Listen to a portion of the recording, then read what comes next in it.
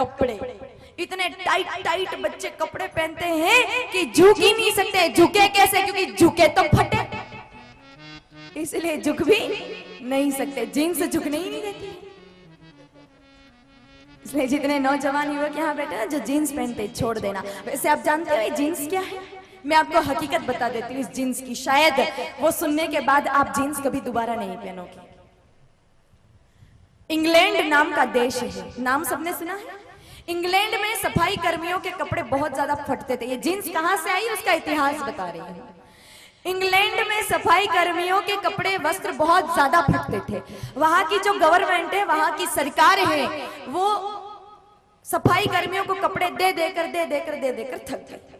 तब इंग्लैंड सरकार ने, इंग्लैंड गवर्नमेंट ने एक आदेश जारी किया, एक फरमान जारी किया। कहा कि जो कोई व्यक्ति ऐसा कपड़ा बनाएगा जो मोटा हो, जल्दी फटता ना हो, जल्दी गंदा ना होता हो, तो उसको इंग्लैंड सरकार उचित दाम देकर, उचित मूल्य देकर खरीद लेगी। जैसे ही ये फरमान हिंदुस्तान में आया, उस समय भारत की अरविंद मिल ने, ध्यान से सुनना, हिंदुस्तान की अरविंद मिल ने सबसे पहले जींस बनाया और भेज दिया इंग्लैंड। किनके लिए? सफाई कर्मियों के लिए, गटर साफ करने वालों के लिए।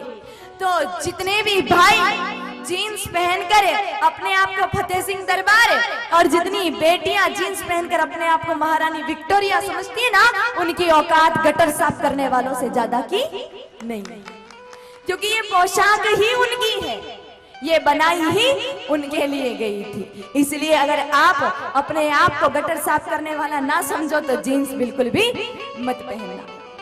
और विडंबना कैसे? लड़के तो पहनते ही पहनते, पर लड़कियां पीछे नहीं है जीन्स पहनने में।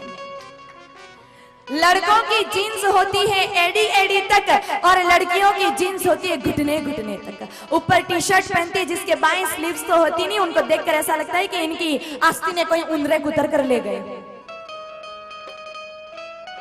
बेटियों को कभी भूल कर भी जीन्स नहीं पहनना चाहिए। एक बार बेटे खुद को गटर साफ करने वाला समझ के पहन ले, कोई बात नहीं, लेकिन बेटियों को नहीं पहनना चाहिए। देखो आज हमारे हिंदुस्तान में बेटियों का अपमान हो रहा है। रोज अखबार उठाकर देखें तो लगभग 70% खबरें हमको बलात्कार की, दुष्कर्म की और छेड़छाड़ की मिलती है।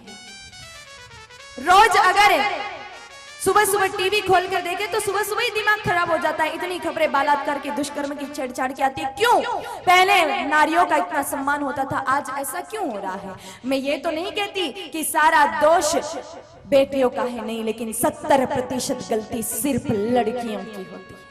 जब टाइट टाइट जींस और अधनंगे कपड़े पहनकर कोई लड़की बाजार में गुजरेगी और किसी दुष्ट पापी की नजर पड़ गई तो पूजा की थाली लाकर आरती उतारेगा क्या? फिर तो इज्जत ही जाएगी। कुछ पढ़े लिखे लोग नहीं मानेंगे, ये 21वीं सदी है, इसमें ऐसा कुछ भी नहीं होता है। लेकिन मेरे भाई बहनों याद रखना, सदी चाहे कैसी भी हो, जमाना चाहे कोई सा भी हो, लेकिन अगर घर के आंगन में आपने भोजन की थाली खुली छोड़ रखी है ना, तो कुत्ता तो मुंह मारेगा ही मारेगा। इसमें कोई सदी या जमाना कुछ नहीं कर सकता। ये दोष कुत्ते का नहीं, ये दोष तो हमारा है। थाली को खुला क्यों छोड़ा? अगर ढक्के रखते तो किसी कुत्ते की इतनी औकात नहीं है कि ढक्कन उठा के उसको जूठा कर सके। इसलिए बेटियां अपने वस्त्रों पर थोड़ा विशेष ध्यान दें और इस तरह के कपड़े बिल्कुल ना पहने। वैसे भी लड़कियों को ऐसा लगता है कि हम जीन्स में ज्यादा सुंदर दिखते हैं, ऐसा बिल्कुल नहीं। आप स्वयं दो लड़कियों की तुलना करना, एक ने भारतीय संस्कृति के अनुरूप कपड़े पहने हैं, सलवार कमीज पहना है, अच्छे से दुपट्टा लगा रखा है, बाल पर तिलक लगा रखा है और मेकअप बिल्कुल नहीं कर रखा है, लिपापोती बिल्कुल नहीं की है, और उसके सामने दूसरी जीन्स वाली लड़की है बिल्कुल मॉडर्न, खूब सारी लिपापोती कर रखी है। दोनों की तुलना करके देखना, जो भारतीय संस्कृति के अनुसार कपड़े पहनने वाली लड़की है ना, वो माता सीता, माता रुक्मणी, माता अंबा, दुर्गा, भवानी, जगदम्बा जैसी दिखती है, और जींस वाली लड़की किसी राक्षसी शूर्पणखा पूतना से कम नजर नहीं आती। आजकल कोई कम कपड़े पहनता है ना, तो हम लोग क्या कहते हैं? फैशन में है। फैशन की परिभाषा क्या? मतलब हमारे दिमाग में यह है कि जो जितना कम कपड़ा पहनता है, जो जितना ज्यादा नंगा है, वो उतना फैशन में है। ये तो कोई फैशन की परिभाषा नहीं हुई। और अगर सिर्फ कम कपड़े पहनना ही फैशन है ना, तो फिर हमसे ज्यादा फैशन तो कुत्ते करते हैं, क्योंकि कुत्ते भेड़ बकरियां तो कपड़े ही नहीं पहनते, वो तो बिल्कुल ही फैशन में। फिर